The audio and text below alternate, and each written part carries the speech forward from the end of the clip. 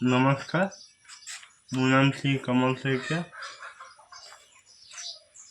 আমাৰ ঘৰৰ অৱস্থা একেবাৰে বেয়া। মোৰ কোনো নাই মানে আছে, ভণ্টি দুজনী আছে।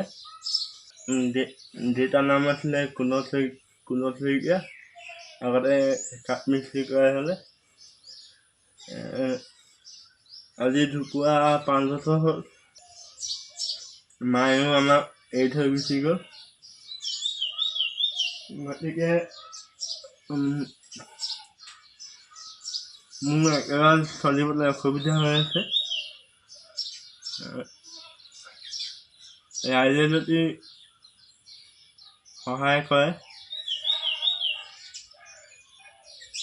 অকণমান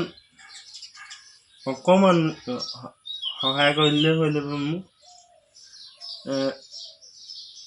আগতে মানে অৰুণোদয় পইচা পাইছিলোঁ 1250 টকাকে। আজি মানে সেইটোও নোপোৱা হ'লোঁ। কি কাৰণে নোপোৱা হ'লোঁ সেইটো নাজানো। মই আজি 9 মাহ হৈ গ'ল। 9 মাহৰ পইচা নাই পোৱা। গতিকে সৰ্বদা সমষ্টিৰ বিধায়ক মহোদয়লৈ এটাই অনুৰোধ যে